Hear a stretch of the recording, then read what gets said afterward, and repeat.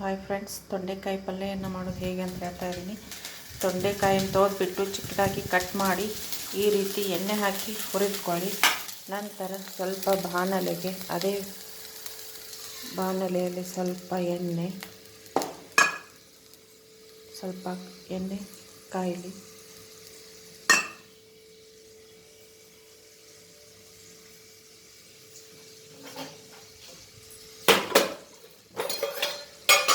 ಕಾದ ಎಣ್ಣೆಗೆ ಸ್ವಲ್ಪ ಸಾಸಿವೆ, ಸ್ವಲ್ಪ ಜೀರಿಗೆ,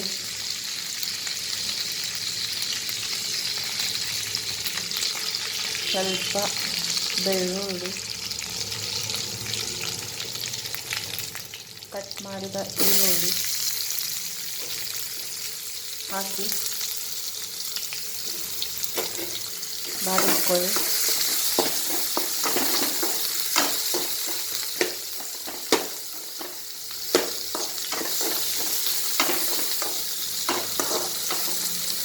ಈ ರೀತಿ ಬಾಡಿಸ್ಕೊಂಡ ನಂತರ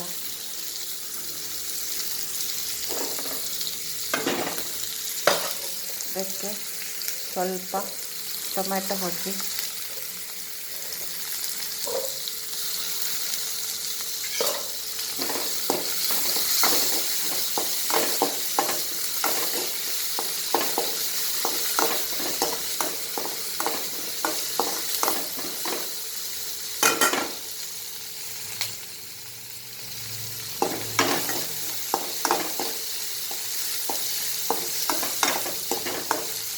ಬಾಡಿದ ನಂತರ ಸ್ವಲ್ಪ ಇಂಗು, ಸ್ವಲ್ಪ ಇಂಗಿನ ಪುಡಿಯನ್ನು ಹಾಕಿ ನಂತರ ಇದಕ್ಕೆ ಸ್ವಲ್ಪ ಅರಿಶಿನ ಪುಡಿ ಹಾಕಿ ನಂತರ ಬೇಯಿಸಿದ ತೊಂಡೆಕಾಯಿಯನ್ನು ಇದಕ್ಕೆ ಹಾಕಿ ಮಿಕ್ಸ್ ಮಾಡ್ಕೊಳ್ಳಿ ಚೆನ್ನಾಗಿ.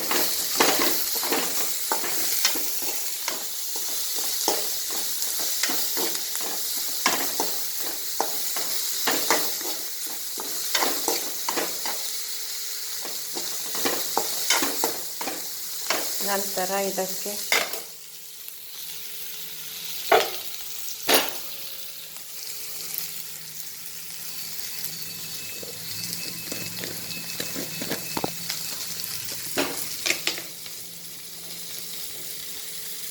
ನೋಡಿ ಉಪ್ಪನ್ನು ಹಾಕಿಕೊಳ್ಳಿ, ಸ್ವಲ್ಪ ಉಪ್ಪು, ಸ್ವಲ್ಪ ಮಸಾಲೆ ಖಾರ, ಚೂರು ನಿಮ್ಗೆ ಎಷ್ಟು ಬೇಕಷ್ಟು ಮಸಾಲೆ ಖಾರವನ್ನು ಹಾಕ್ಕೊಳ್ಳಿ. ನಮ್ಮ ಮನೆಯಲ್ಲಿ ಜಾಸ್ತಿ ಖಾರ ತಿಂತಾರೆ ಅಂತ ನಾನು ಖಾರ ಜಾಸ್ತಿ ಮಾಡ್ತಾ ಇದ್ದೀನಿ. ಇದಕ್ಕೆ ಸ್ವಲ್ಪ ಕೊತ್ತಂಬರಿ ಸೊಪ್ಪು ಹಾಕಿ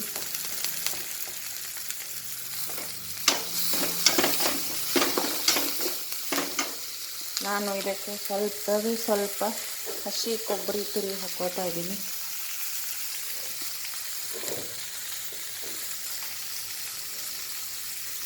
ಇದನ್ನು ಚೆನ್ನಾಗಿ ಬಾಡಿಸಿ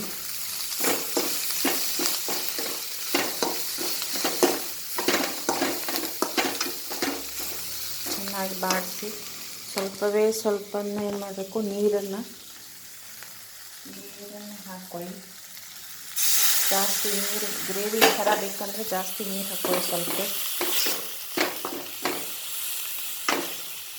ಡ್ರೈ ಬೇಕಾದರೆ ಈ ಥರ ಮಾಡ್ಕೊಳ್ಳಿ, ಇಲ್ಲ ಗ್ರೇವಿ ಬೇಕಂದರೆ ಇನ್ನೊಂದು ಸ್ವಲ್ಪ ನೀರು ಹಾಕ್ಕೊಳ್ಳಿ, ಚೆನ್ನಾಗಾಗುತ್ತೆ.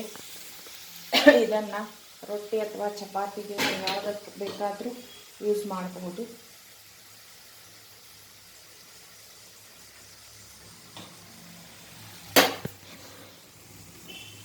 ನಾನು ಇನ್ನೊಂದು ಸ್ವಲ್ಪ ಗ್ರೇವಿ ಟೈಪ್ ಮಾಡ್ಕೊತಾ ಇದ್ದೀನಿ. ಸ್ವಲ್ಪ 1-2 ನಿಮಿಷ ಇದನ್ನು ಮುಚ್ಚಿ ಬೇಯಲಿಕ್ಕೆ ಬಿಡಿ.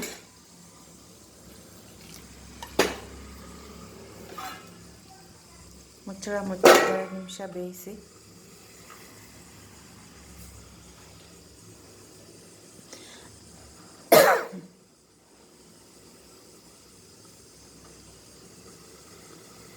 ಬೆಂದ ನಂತರ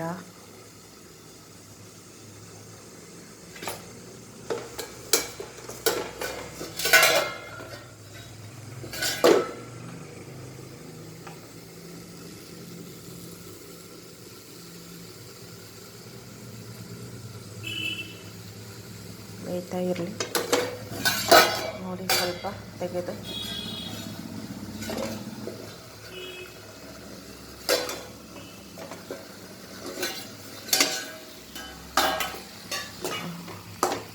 ಚೆನ್ನಾಗಾಗಿದೆ ತೊಂಡೆಕಾಯಿ ಪಲ್ಯ. ಇದನ್ನು ರೊಟ್ಟಿ ಚಪಾತಿಗೆ ಹಚ್ಕೊಂಡು ತಿನ್ಬೋದು, ಇಲ್ಲ ಸೈಡ್ಗೆ ಅನ್ನಕ್ಕೆ ಹಚ್ಕೊಂಡು ತಿನ್ಬೋದು. ನೀವು ಹೇಗಾದರೂ ಯೂಸ್ ಮಾಡಿ ಒಂದು ಸ್ವಲ್ಪ ಮಾಡಿ ನೋಡಿ. ಸಿಂಪಲ್ಲಾಗಿ ತೊಂಡೆಕಾಯಿ ಪಲ್ಯ ಇದು ಹೇಗೆ ಇದೆ ಅಂತ ಮಾಡಿ ನೋಡಬೇಕು. ಒಂದು ಲೈಕ್ ಕೊಡಿ, ಸಬ್ಸ್ಕ್ರೈಬ್ ಆಗಿ ಪ್ಲೀಸ್, ಹೆಲ್ಪ್ ಮಾಡಿ.